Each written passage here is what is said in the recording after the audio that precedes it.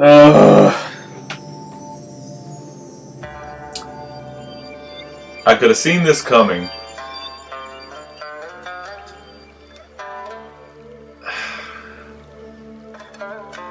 Korra, Episode 11. The war has begun. Battles on the front lines and a new weapon has been displayed.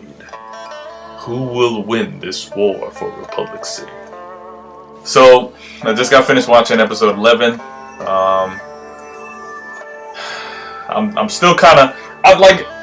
see, the thing is, when you see a story, when you hear or read a story, and you know how the progression of the story is, especially if you've seen a lot of stories before, you pick up on certain little tidbit hints that let you know what certain characters will be doing. Now, in the menagerie and entire collection of stories and shows and different things that I've watched, I can clearly see the character types that are laid out here. It's not that hard to see through, but the fact that they're still able to make an impression on my emotional state is very chilling. Legend of Korra. Now, in this episode, the war has started. It hasn't actually started. It's just that, everybody's preparing for times to come.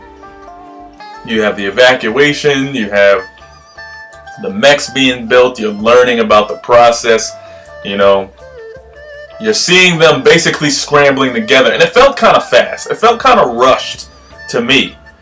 Now, generally, I like things to have a pace.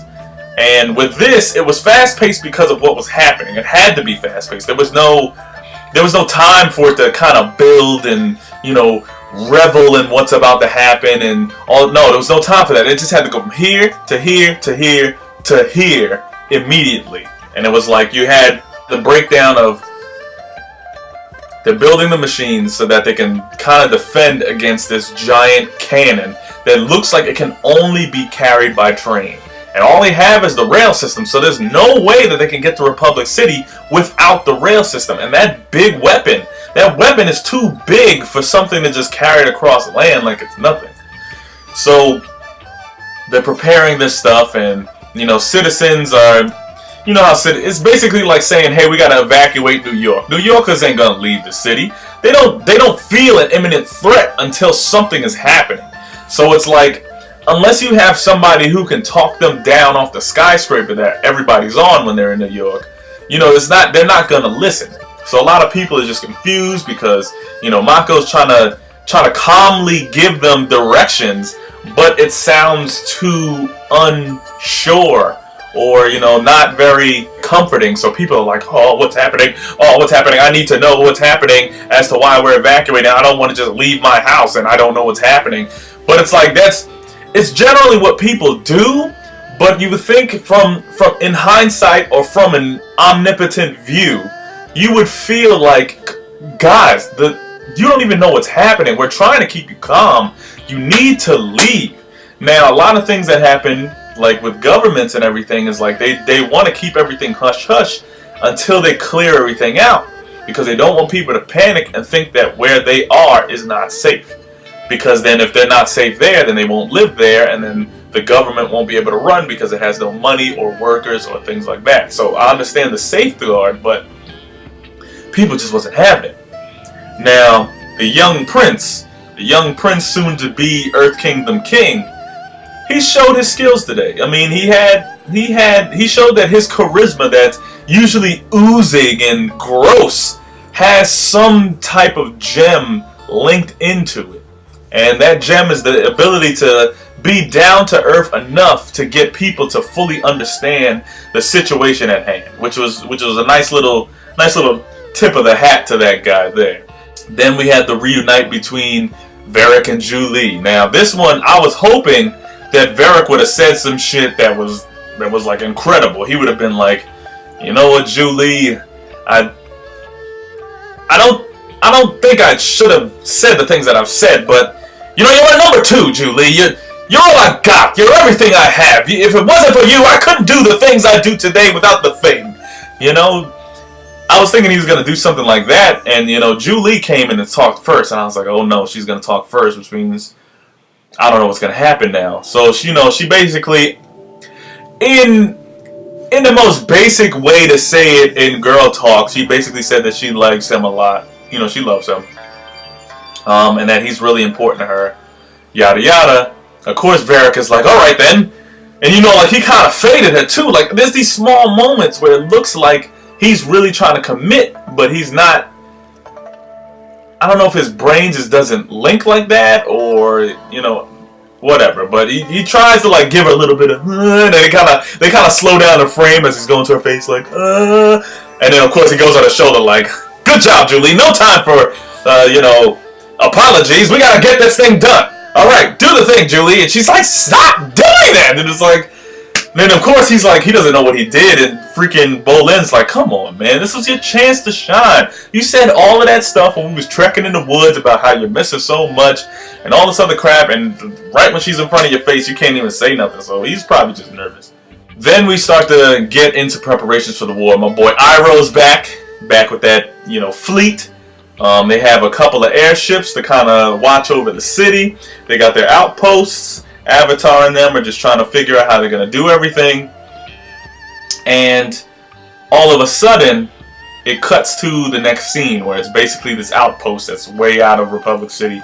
Just kind of like a little quick, hey, let them know that they're coming post, you know. So then, of course, twists and turns. Twists and turns. Twists and turns. Kuvira is a crafty fox. She came up, which I don't know if she exactly came up. It could have been Sue's son, you know, Junior. Could have came up with this idea by himself to make this giant mech, which completely throws a wrench in the entire idea of the time frame that they had. And I'm guessing that prior to this, I feel like Kuvira knew that Julie wasn't really on her side. So she probably let everybody know a few things that she was going to immediately change as soon as Julie revealed herself. So one of those things being the time frame that they had before the strike happened. Now Julie knew nothing about the inner workings of this new robot tech that's basically like 2 or 3 buildings tall. Like, you know, it's up there. It is a tall thing. One of its footsteps could stop a good portion of the army. So it's like, how are they supposed to get around this? How are they supposed to get? And then it's an armed cannon, like it's freaking the Iron Giant. It's just unrelenting power.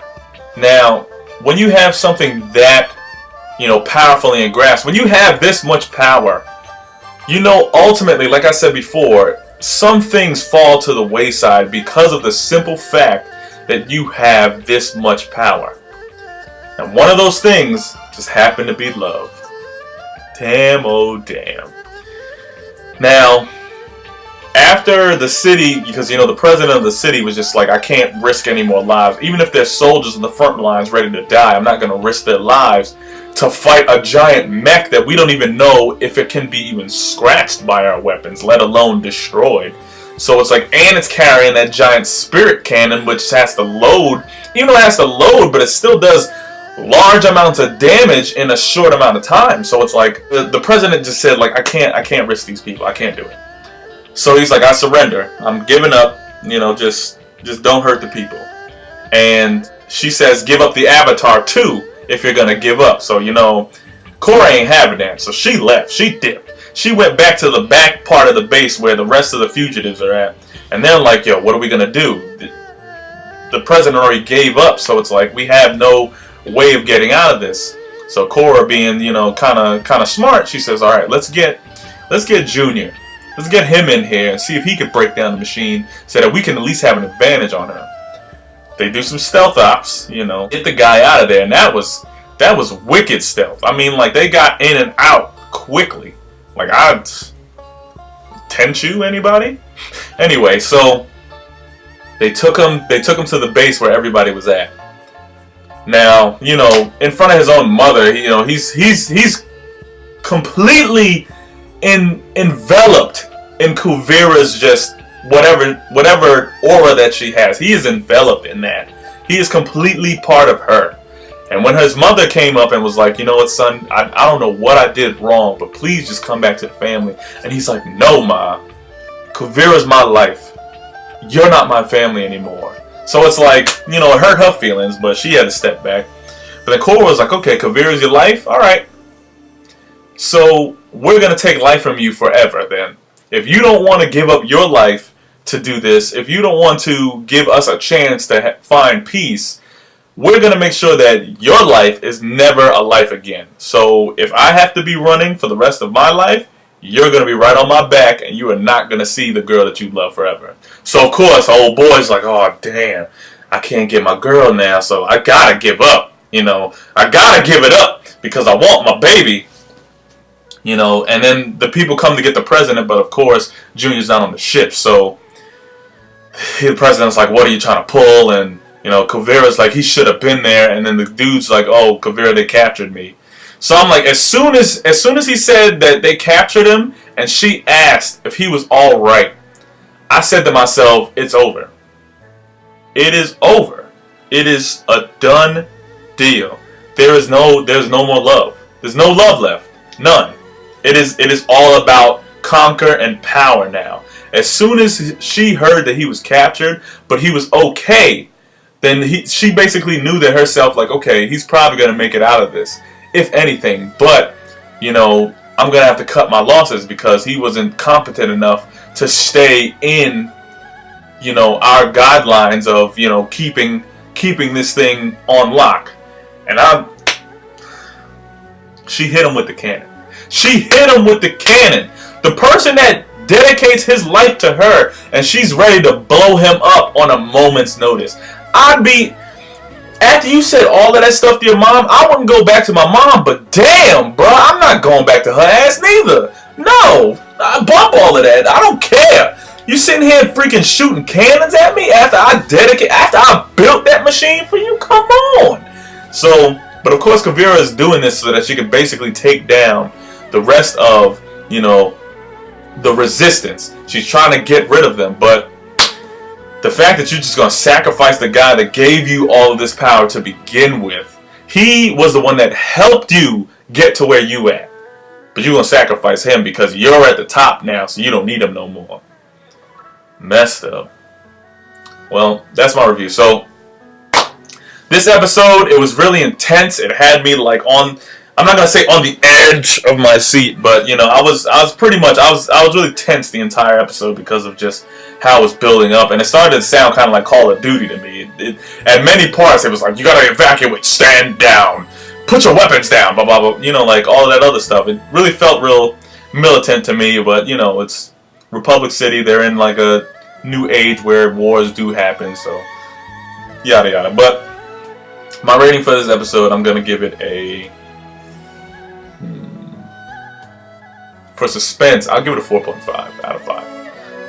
For the suspense factor, for the fact that, you know, I peep storylines while they're happening. I know the progression while it's happening.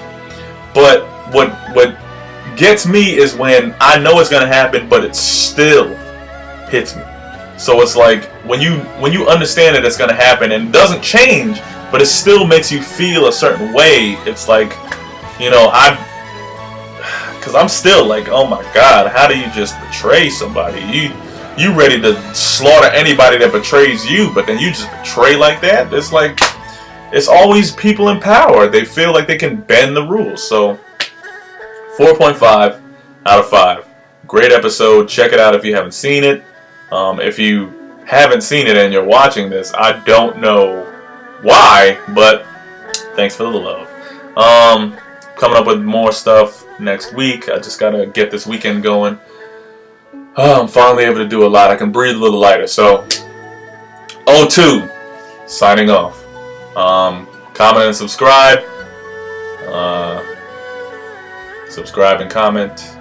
And check out Medium Level. www.mediumlevel.com. It's the actual website where me and the other guys that were in one of my other videos are. This is the whole gang. We have our own website. Check it out. Podcasts are funny. And we're covering some stuff like this, along with many other things. If you like video games, movies, comic books, we got it. Alright? So, once again, O2, keep breathing.